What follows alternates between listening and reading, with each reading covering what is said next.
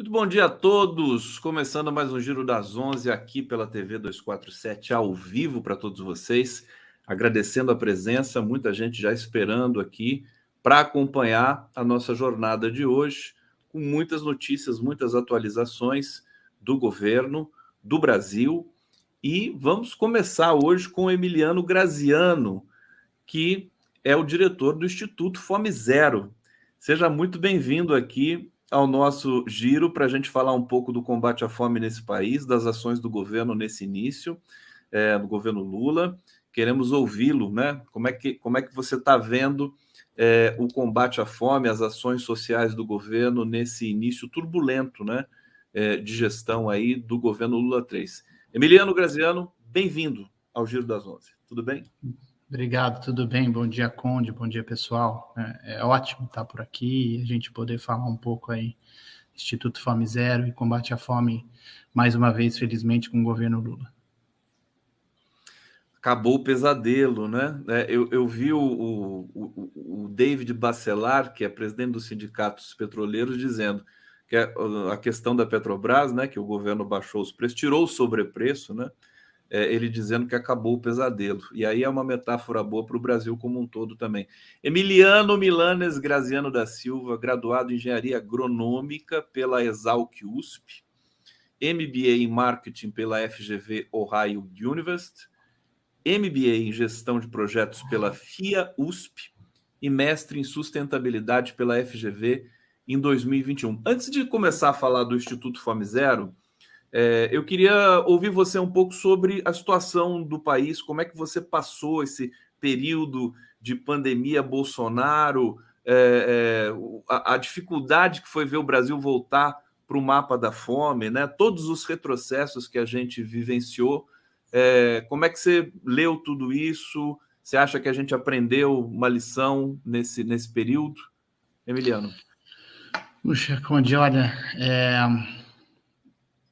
eu, como muita gente, eu passei assustado nesse período do antigo desgoverno, né? Porque a gente viveu na pele uma agressividade e uma destruição nunca vista antes nesse país, como diz o presidente Lula, né? E a gente percebeu, eu estava conversando isso com uns amigos agora há pouco, que talvez o país não fosse aquele sonho que a gente tinha vivido, um país tolerante, né, de pessoas esclarecidas, não preconceituosas, né, ou que tivesse uma parcela mínima da população só assim. Infelizmente, a gente vivenciou atividades e cenas grotescas, né? Então, eu passei muito assustado, preocupado, né? Sobretudo na minha área, né? Segurança alimentar, a destruição da memória que o país tinha sobre segurança alimentar e combate à fome foi preocupante. Brasil, uma referência internacional, né, nesse campo. Exato, o programa Fome Zero, quando foi pensado lá no passado, né, no final do século passado, como eu brinco, ainda no Instituto de Cidadania, e depois quando começou a colecionar os programas das prefeituras em andamento no Brasil, então tinha programa na Prefeitura de Campinas, em São Paulo, tinha programa na Prefeitura de Belo Horizonte, tinha programa em muitas prefeituras do país, né, que na verdade foram organizados em um programa nacional. Essas experiências, com esse momento que o país viveu de desconstrução, foram sendo apagadas literalmente, né? Alguns bancos de dados foram apagados da internet, algumas publicações foram retiradas do ar, alguns organismos foram extintos, né? O nosso querido Conceia, que felizmente voltou. Então, estamos aí num momento de reconstrução. O país está precisando reconstruir suas bases e, sobretudo, as políticas sociais estão precisando ser reconstruídas. Vamos falar um pouco da fundação do Instituto Fome Zero, porque o Instituto Fome Zero foi criado ainda no governo Bolsonaro, quer dizer, mas num período que a gente já estava alimentando a esperança de superar esse pesadelo todo, né? E você é o idealizador, né? Você falou um pouco aqui no bastidor para mim, junto com teu pai, o Zé Graziano, e outras forças nesse campo no Brasil. Conta um pouquinho para a gente da fundação do Instituto e dos propósitos, né, que estão ali embutidos. Boa, boa. Bom, o Instituto Fome Zero nasce aí há um pouco mais de 2 anos, né? Então, ainda dentro do governo Bolsonaro, provocado visceralmente pela volta do Brasil ao mapa da fome. Isso é inadmissível para quem conhece um pouco de Brasil e para quem já trabalhou com políticas públicas, sobretudo quem conhece o programa Fome Zero, na sua concepção original. Não o que sobrou dele, infelizmente, agora, mas vai ser reconstruído. Então, a gente estava olhando naquele momento uma ação bastante organizada e inteligente do governo Bolsonaro de destruir as bases sociais organizadas, e as políticas públicas, e muito preocupado com esse apagamento da memória de combate à fome do país. E eu conversando, felizmente, com meu pai, a gente teve uma oportunidade de ficar juntos fisicamente na pandemia, e muito preocupados com isso, a gente entendeu que a melhor forma de garantir uma memória e um ativismo organizado da sociedade civil era ter uma organização da sociedade civil que nada mais é que uma ONG, Então a gente decidiu, por bem, juntar de novo os amigos, companheiros que trabalharam com a criação do programa Fome Zero lá no século passado e voltar com o resgate dessa memória de todos os materiais e aí todos os teóricos que trabalharam com combate à fome no Brasil, Então, não é só o meu pai que tem essa produção, mas a gente teve também Josué de Castro, um brasileiro muito importante, que esse ano comemora 50 anos, infelizmente, da morte dele no exílio. A gente teve Betinho, uma outra figura muito importante que criou aí a Ação da Cidadania com muita maestria, e ela ainda, infelizmente, sobrevive até hoje, como diz o Daniel, ainda é necessária. E o meu avô, o pai do meu pai, José Gomes da Silva, que também trabalhou nas bases do conceito de segurança alimentar e foi um dos organizadores da primeira Conferência de Segurança Alimentar e Nutricional do Brasil, ainda em 1992. Então, a nossa ideia inicial era garantir que a memória e os trabalhos dessas pessoas fossem preservados e estivessem disponíveis para qualquer cidadão, pudesse acessar isso, e, obviamente, a internet é um meio para isso. Então, criamos um site do Instituto Fome Zero e começamos a colecionar essas obras e fazer o contato com quem tem muito material ainda físico. Eles são do tempo da datilografia, então a gente ainda tem texto datilografado, não está nem digitalizado. E o Instituto vai trabalhar nesse sentido, de recuperar esses materiais e deixar disponível para que a gente tenha pesquisa, para que a gente tenha atualização, para que a gente tenha aprofundamento do cidadão de hoje, que muita gente não era nascido naquela época, não teve a felicidade de acompanhar os debates ou de presenciar esses momentos, e a gente tem que fazer o resgate desses documentos e tem que manter essa memória viva. Estou colocando aqui na tela o site, o endereço do site Instituto Fome Zero, ifz.org.br. Eu falei para o Emiliano que já tive a felicidade de participar de algumas parcerias com o Instituto. A campanha, nós tivemos algumas campanhas, tivemos de conscientização, e também a Crônicas da Fome, aquele concurso de redação belíssimo que vocês organizaram, e que acho que tocou no ponto fundamental realmente do combate à fome, de trazer a fome para o discurso, para o texto, para a reflexão de todo brasileiro. Conta um pouco para a gente, Emiliano, da sua relação com esse propósito, porque você deve, desde quando você engatinhava, você já devia pensar nesse problema da fome do Brasil, Como é que chega esse tema para você na tua vida? A tua formação aqui você é graduado em engenharia agronômica, Quer dizer, como seu pai, O Zé também é agrônomo, Sim, exato. Como é que é essa paixão por esse setor, assim, do social? Eu sou a terceira geração de agrônomos da família, pai meu também era. Felizmente, todos nós fizemos a mesma faculdade, né, em períodos diferentes, então todos somos graduados na Exalc, e depois seguimos a carreira aí para especializações desse campo da produção de alimentos, né? Meu pai trabalhou bastante na parte da economia, depois de políticas públicas. Meu avô também. Meu avô trabalhava muito mais com reforma agrária, questão agrária, né, conflitos de terra, estatuto da terra e tudo mais. E eu, como todo filho que tem pais brilhantes, tive uma grande dilema no início da minha carreira de o que eu faço, né? Acompanho meu pai ou trilho meu próprio caminho? E eu comecei trabalhando nas prefeituras de Santo André, de São Paulo, com programas de segurança alimentar. Fui coordenador de uma estrutura chamada Banco de Alimentos, trabalhei na companhia de abastecimento da cidade de Santo André, onde tinha merenda escolar, feira livre, sacolão. Trabalhou e com aí o Celso depois Daniel? Migrei. Logo depois do falecimento do Celso Daniel, eu ingressei na prefeitura de Santo André.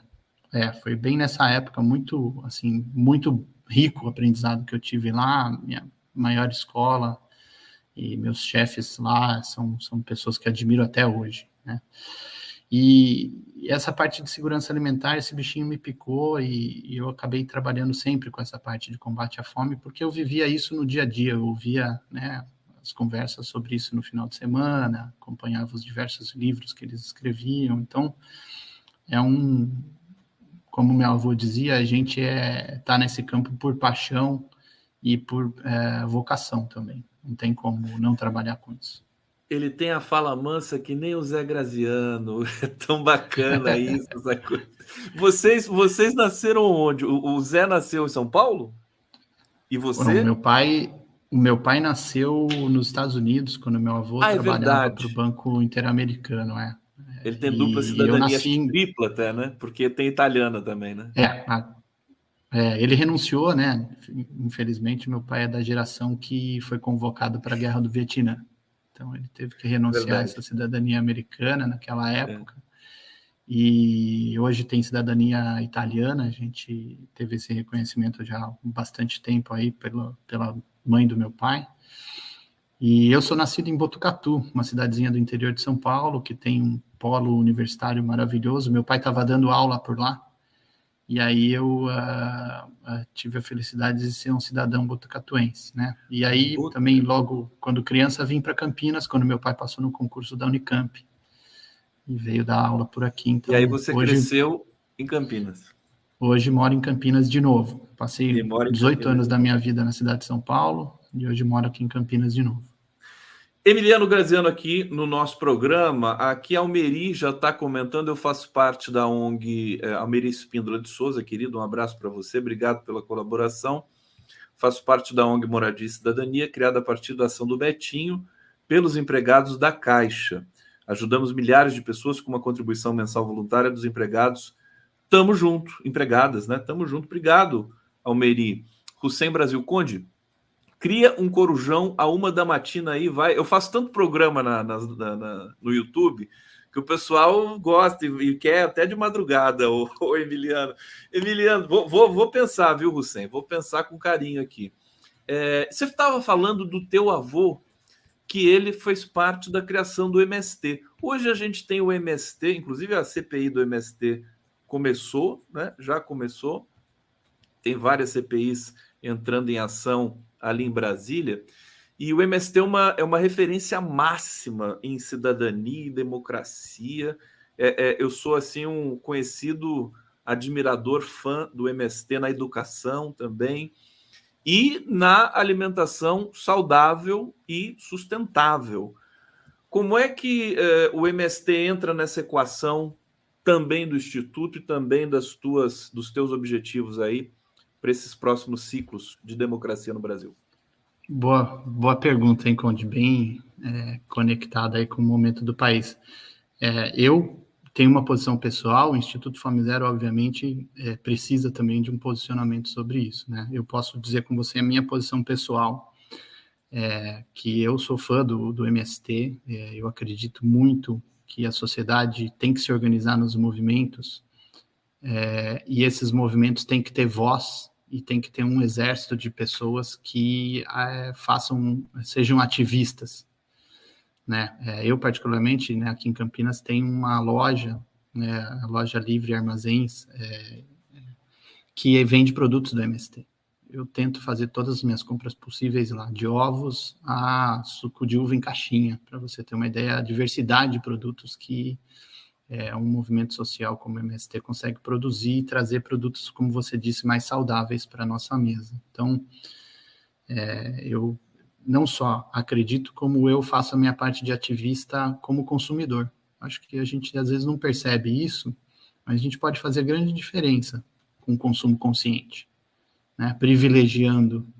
Dá mais trabalho, eu tenho que ir lá na lojinha, não é na feira aqui do lado da minha casa, que acontece na rua, mas eu vou até lá, né? E faço questão, às vezes, por diferença de R$ 1 na comprar lá, que é, entre aspas, mais caro, mas eu faço questão de ir até lá porque eu acho que isso é necessário para quem trabalha e para quem produz nos assentamentos, ter esse estímulo do consumo.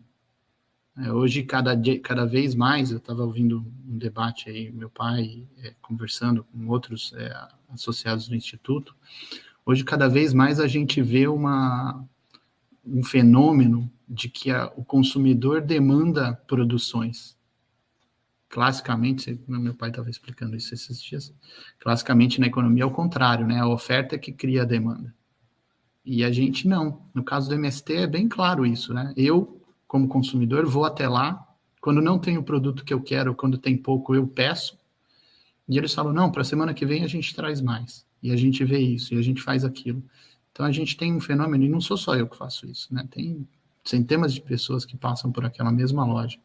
Então a gente vai, acho que formando o mercado, e eu acho que o MST tem um papel importante como organização política, social e formação de pessoas, que é sensacional. E olha para caso dos alimentos com essa completude, né? O alimento não é só aquilo que a gente come. O alimento também é oportunidade de trabalho, é oportunidade de emprego, de geração de renda, é oportunidade de conhecimento, mas é oportunidade também de unir a família, né? A gente tem movimentos aí no mundo todo, Slow Food, por exemplo, que pregam que a gente tem que cada vez mais sentar à volta da mesa com a sua família, tomar café da manhã, almoçar e jantar, se possível, preparar os alimentos com a sua família, porque isso é um ritual que ele está para além da comida. Ali a gente tem, né, amor, afeto, a gente tem ali transmissão de conhecimento oral, a gente tem ali uma série de movimentos que acontecem e que, cara, se a gente não tem movimentos organizados como o MST, acho que a gente vai acabar perdendo isso na sociedade. O pessoal está comentando aqui sobre o MST, deixa eu trazer aqui a Estela Lacru, está dizendo, onde fica essa loja aqui em Campinas? Ela não conhece. A Gladys já está dizendo, o Emiliano já vai dizer, Gladys Wiesel, também compro tudo que posso no Armazém do Campo em Campinas, tem loja em São Paulo também, a de São Paulo é a maior, né? Hussein dizendo, 247, faço um especial entrevista em sobreviventes e líderes do MST sobre o massacre de Carajás e outros crimes, usar cortes para viralizar e expor na CPI. O Sem Brasil tá virando nosso produtor aqui, porque ele já manda as pautas, tudo pronto aqui para a gente fazer. Vamos fazer, viu, Hussein? Onde que fica o Armazém em Campinas? Fica no distrito de Barão Geraldo, aqui, próximo à Unicamp, como não poderia deixar de ser, né? Onde a gente tem aí uma diversidade maior de origem de pessoas e uma permeabilidade para diálogo com esse tipo de movimento social melhor na sociedade campineira, que também é uma sociedade bastante tradicionalista e que coleciona alguns recordes muito tristes aqui no Brasil. Se você me permitir, outro dia, que o último lugar no Brasil onde foi abolida a escravatura, foram libertos escravos, foi a cidade de Campinas, especificamente o distrito de Barão Geraldo. Então, é uma cidade que ela tem os seus poréns, mas a gente tem essa oportunidade linda de ter a loja do Livres Armazém do Campo aqui e outras iniciativas de economia solidária maravilhosas no distrito de Barão Geraldo. Eu morei em Barão Geraldo também 10 anos da minha vida, porque eu também me criei, né, e fiz a minha formação na Unicamp. Aliás, é um distrito muito bacana, né? E que cresceu assustadoramente nos últimos tempos, né? Toda vez que eu vou para Barão, eu vejo que é crescimento chinês ali, né? Ô Emiliano, eu queria... O Instituto Fome Zero veio também com o intuito de participar do debate público sobre combate à fome no Brasil, e você me mandou, né, acho que há uns 2, 3 dias, o manifesto pela preservação da CONAB, Companhia Nacional de Abastecimento, na estrutura do MDA, Ministério do Desenvolvimento Agrário. Então, eu queria que você explicasse para a gente, quer dizer, a CONAB está sob risco, estão pensando em extinguir esse órgão, e o Instituto está ali alertando para a importância fundamental do órgão enfim, para a sociedade brasileira. Explica para a gente como é que é isso aí. Conde, bom ponto esse e também muito atual, né? Na verdade, não há um risco de extinção da CONAB, até onde eu sei, mas a gente nunca pode afirmar né, nada em política em qualquer país do mundo. O Brasil não é uma exceção. Mas há um movimento, uma pressão política para uma mudança da CONAB do Ministério, né, do MDA para o Ministério da Agricultura, né, o pessoal conhece como MAPA. E isso no nosso entender no Instituto Fome Zero, é um retrocesso com relação ao que a gente entende como uma boa política de abastecimento e segurança alimentar para o país. Porque a segurança alimentar não é apenas você comer alimentos todos os dias, né, em quantidade suficiente, mas também em qualidade suficiente. E você ter disponibilidade desses alimentos, né, a preços acessíveis para a população. Hoje a gente fala muito no Instituto Fome Zero, não falta alimento no Brasil, falta dinheiro para comprar. Não são os alimentos que estão caros, são os salários que estão baixos. Então, uma boa política de abastecimento, e a gente entende que o órgão do governo executivo que tem condições para executar uma boa política de abastecimento e para pensar uma boa política de abastecimento, porque são duas instâncias muito diferentes, a gente acredita que isso se reúne no MDA. Então, a gente entende que a CONAB, como um dos órgãos responsáveis pela execução da política de abastecimento e segurança alimentar no Brasil, deve estar dentro desse órgão maior, que é o Ministério do Desenvolvimento Agrário, para poder executar adequadamente, né? Não que seja impossível a gente ter uma CONAB atuante, né, com inteligência e com precisão dentro de um outro ministério, mas é mais difícil, né? É mais complexa essa articulação política para a gente ter dois ministérios atuando numa mesma política. No âmbito do Ministério do Desenvolvimento Agrário, que é presidido pelo Paulo Teixeira, né? E agora, houve uma especulação de tirar a CONAB dali do MDA? Para ir para onde? Foi noticiado em alguns jornais. A gente, no Instituto Fome Zero, sempre que pode e que tem acesso a essas notícias, repercute no nosso próprio site, né? Tem uma área lá, a gente chama a área do blog. Houve uma pressão política para sair da estrutura do MDA para ir para a estrutura do Ministério da Agricultura, né? Onde, em alguns momentos da história passada do Brasil, já esteve a CONAB, e que fez um excelente trabalho, né? Como eu disse, a CONAB é um órgão que vem realizando trabalhos excepcionais, desde a política de formação de preços e acompanhamento de preços no mercado brasileiro, armazenamento. Então, tem uma série de atividades que a CONAB se responsabiliza, e a gente entende que essas atividades têm que ser, em algum momento agora, já reorganizadas, né, reforçadas, algumas delas, para que o governo Lula possa implementar efetivamente uma política de segurança alimentar com abastecimento, buscando alimentos mais saudáveis, né, e alimentos mais sanos aí para a população toda. Vamos aprofundar esse debate. A gente ainda tem um tempo bom aqui com o Emiliano Graziano no nosso Giro das 11, pedindo para vocês aqui continuarem a comentar, fazer perguntas, sugestões. Deixa eu ir para o bate-papo mais uma vez, estamos ao vivo, né? O Sem Brasil, discurso de Deltan Dallagnol, DD, é o grito de socorro aos Estados Unidos. Aí essa boa notícia que nós todos celebramos aqui, que foi a punição do Deltan Dallagnol, que destruiu a economia brasileira junto com o parceiro Sérgio Moro, né?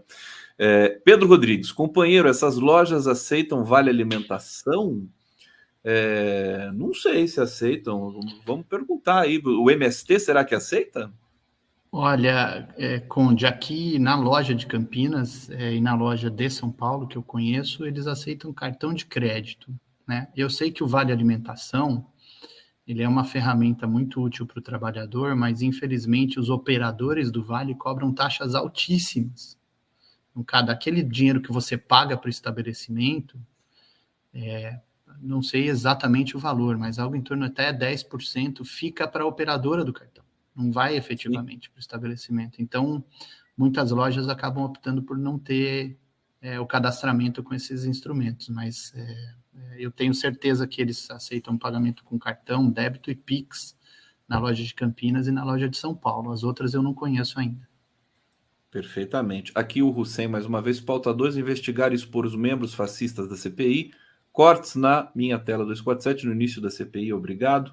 Fernando Bai, massacre de Carajás em época de CPI é pertinente? Ari Rossi, essa Conab é necessária tanto para a segurança alimentar como para o equilíbrio dos preços de alimentos. Maria Nazaré, onde encontramos esse manifesto da Conab? Hussein Brasil, queremos Alexandre Saraiva na CPI do MST. Esse manifesto sobre a Conab está no site do Instituto Fame-Zero, né? No site do Instituto, logo no comecinho você já vê os links possíveis. A gente também divulgou nas nossas redes sociais, né? LinkedIn, Instagram, Facebook, tudo isso deve estar por lá. Acompanhem o Instituto Fame-Zero, cada vez mais importante para o debate público no Brasil. É um misto, né, do legado da tecnologia que o Brasil pôde implementar, combater e vencer a fome, né? 2014 nós saímos do mapa da fome e aí depois do golpe nós voltamos para o mapa da fome.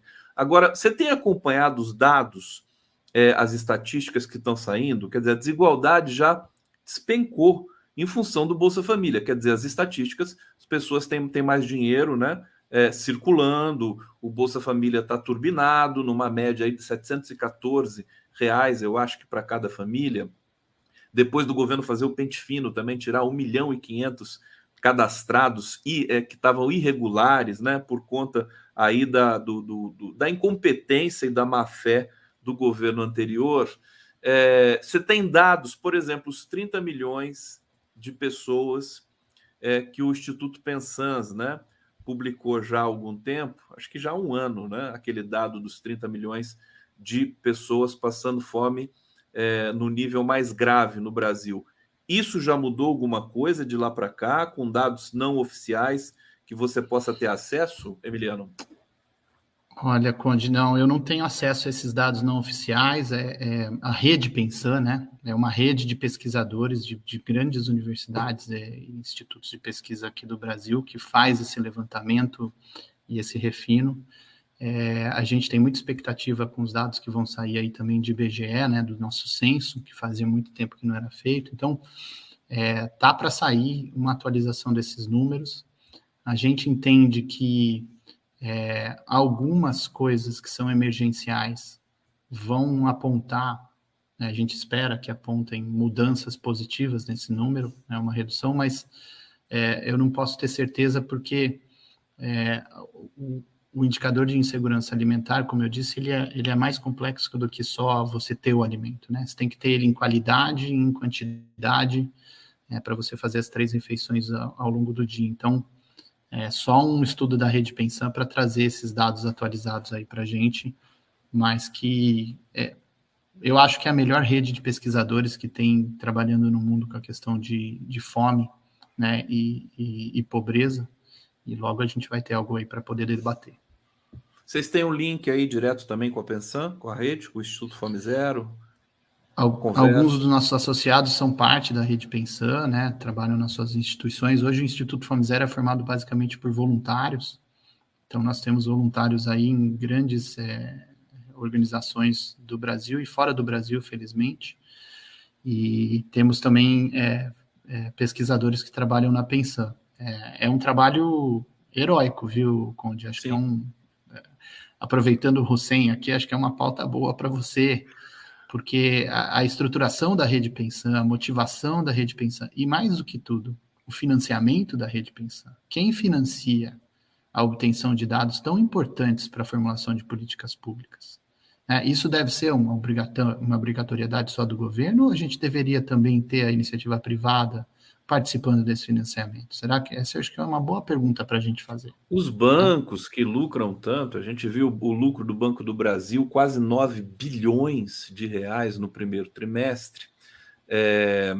Vamos esperar, inclusive, porque agora um governo democrático soberano pode também encaminhar essa receita, né, para essas causas. Agora, você tocou nesse assunto, e aqui o pessoal tocando também no bate-papo, é o financiamento, né? Quem ajuda, quem financia. No caso do Instituto também, como é que tem essa captação? Como é que vocês fazem isso? E eu aproveito para fazer mais uma pergunta. Está no horizonte do Instituto Fome Zero também produzir pesquisas, no sentido de fazer levantamentos pelo Brasil e apresentar? Não, essa é uma boa pergunta. Não, nós não somos um instituto de pesquisa, né? Nós não vamos fazer pesquisa, nós vamos apoiar pesquisas e vamos divulgar pesquisas e vamos ajudar na interpretação. A nossa expertise é fazer com que esses dados virem informações. Então, ajudar a olhar, né, o que quer dizer 126 milhões, se não me engano, de pessoas em insegurança alimentar no país, sendo que 33 milhões têm insegurança alimentar grave. E o que isso pode ser revertido com que tipo de política pública, né? Por onde começar, quais são os bons exemplos que tem no mundo, que já tiveram no Brasil, ou que ainda existem no Brasil, né? Resistem. Esse é o papel do Instituto Fome Zero, né?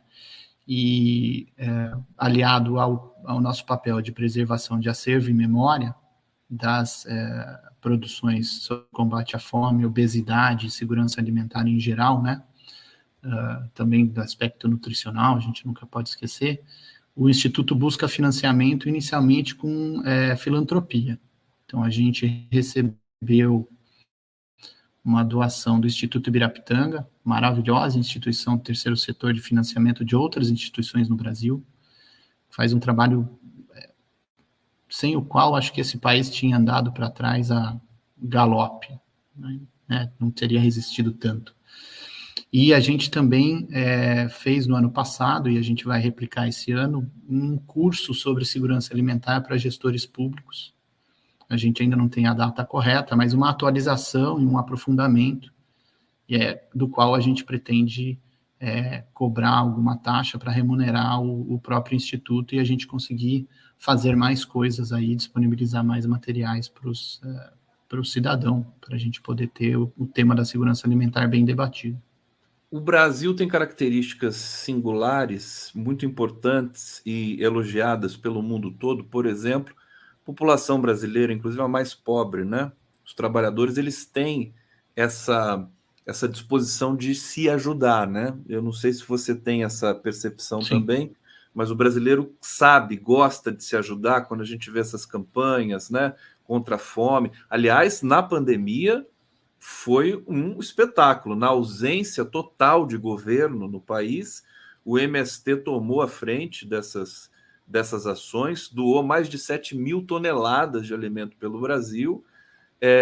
A Coalizão Negra por Direitos, uma campanha que nós fizemos parte aqui junto com Prerrogativas, né, também conseguiu uma quantidade muito grande de receita, né, de captação e também de alimentos, com campanhas pelo Brasil todo durante a pandemia e depois também da pandemia, que desregulou já um país todo desorganizado pelo golpe.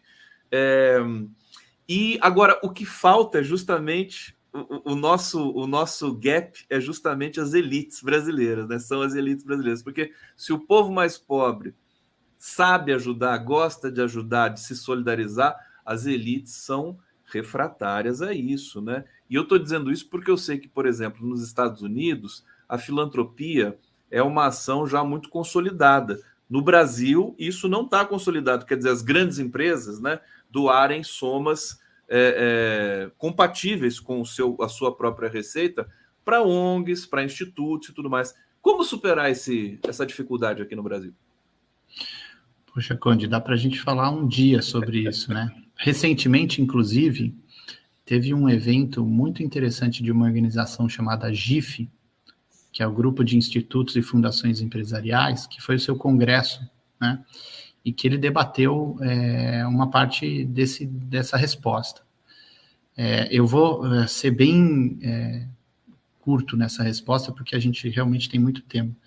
Mas o primeiro momento é que há uma filantropia no Brasil pouco conhecida. Tem bastante dinheiro que acontece, como doação de filantropia, como doação do setor privado ou até das pessoas físicas para organizações do terceiro setor, para atividades, e que movimenta, por exemplo, as Santas Casas do Brasil.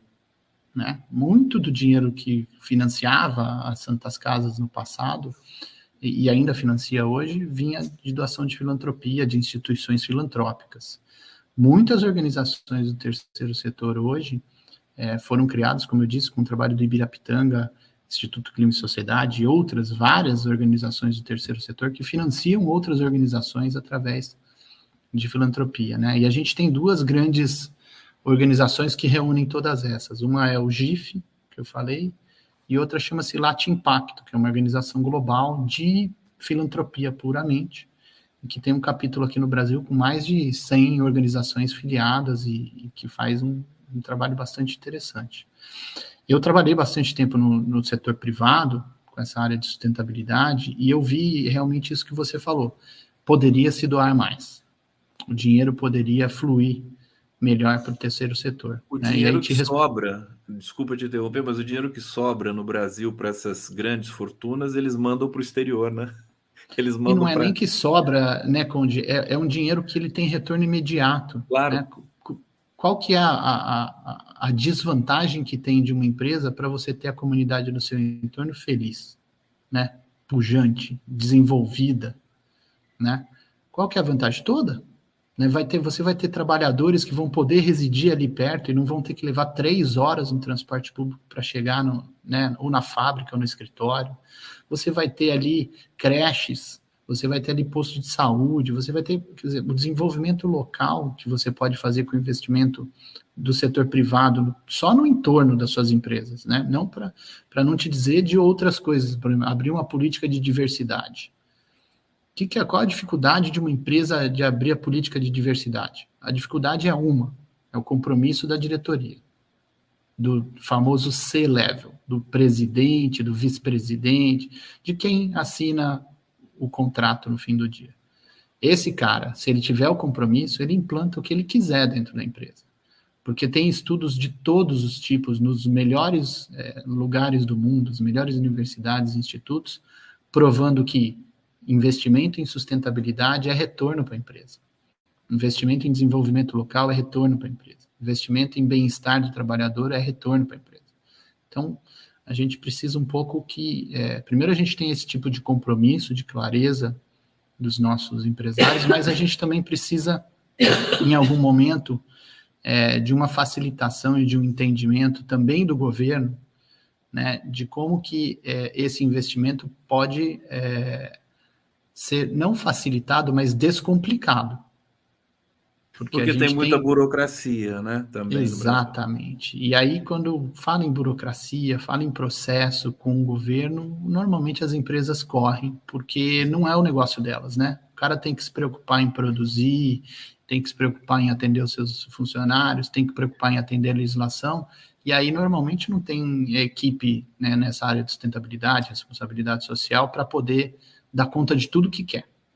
Fica aí essa sugestão urgente, desburocratização, isso é da alçada do Ministério da Fazenda também, dentre outros, né, que ficou ali robusto com o Haddad agora nessa reestruturação do nosso pensamento econômico. Vamos esperar que isso se realize, né? Eu me lembro do Raduan Nassar, meu queridíssimo amigo, um dos maiores escritores da história brasileira. Ele doou uma fazenda imensa para a Universidade Federal de São Carlos. Isso já tem acho que uns 15 anos ou 10 anos, e teve que pagar um imposto assim, ridículo, gigantesco para doar o espaço que ele doou ali. Enfim, vamos tentar evoluir nesse quesito também do Brasil, e a oportunidade agora é melhor do que nunca. Emiliano, prazer imenso te conhecer, te receber aqui. Estamos à disposição do Instituto Fome Zero, de todas as iniciativas que vierem a ocorrer aí. Manda um abraço para o teu pai, um beijo carinhoso, parabéns pelo trabalho e vamos continuar nessa luta, né? Obrigado, Conde, cara. Prazerzaço estar aqui, disponha. A gente tem como compromisso trazer informação aí para a sociedade, e acho que esse é um canal importantíssimo. Então, o que precisar da gente, pode chamar, que a gente vai participar aqui com você e vamos fazer esse país andar para frente, vamos empurrar com força que a gente está precisando. Emiliano Graziano, eu vou fazer agora a transição, nós vamos receber aqui o Miguel Paiva na sequência. Transição, vou colocar aqui um vídeo que eu recebi agora há pouco do Paulo Amarante, que é uma das referências em saúde mental no Brasil, e hoje são 35 anos, se comemora 35 anos do começo do combate a antimanicomial, né? Da luta antimanicomial no âmbito da saúde mental no Brasil. Vamos ver o recado aqui do Paulo Amarante. Obrigado, Emiliano. Até a próxima, querido. Hoje estamos comemorando 35 anos da existência do Dia Nacional da Luta Antimanicomial.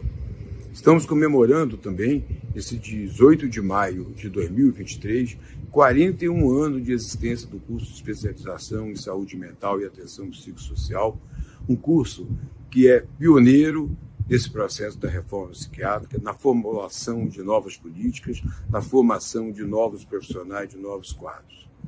Estamos fazendo isso a partir de uma aula inaugural no Museu da República, um momento histórico, simbólico, junto com o Museu de Imagem do Consciente, com o Museu Bispo do Rosário e com o Museu da República, comemorando também o Dia Internacional dos Museus, lembrando esse tema importante que é o da história da memória. Queremos aproveitar para falar da pauta antimanicomial que devemos levar aqui pela frente. Retomar a reforma psiquiátrica antimanicomial, participativa, com participação efetiva, não apenas simbólica, ilustrativa, mas deliberativa, para que a gente possa construir um novo cenário, transformar a sociedade. Uma política antimanicomial que realmente trabalhe para a extinção completa dos manicômios, sejam eles hospitais psiquiátricos em geral, sejam os manicômios judiciários, agora chamado de Hospital de Tratamento Custódia, sejam as comunidades terapêuticas. Essa absurda deturpação da política de drogas, que vem priorizando formas arcaicas, conservadoras, fundamentalistas não só de repressão, mas de violência contra as pessoas com o uso de drogas, se é que efetivamente estão sendo internadas somente pessoas com problemas relacionados ao uso abusivo de substâncias. Queremos também lembrar a necessidade de retomar o debate da luta contra a patologização e medicalização da vida, que está sendo orquestrada por todo um movimento liderado pela indústria farmacêutica, com associações profissionais e profissionais médicos, com outros interesses que estão aí intermediando a área. E defender uma política de saúde mental feita no serviço público, por profissionais públicos, não terceirizados, não precarizados, por uma política de saúde mental e um SUS universal, democrático e público.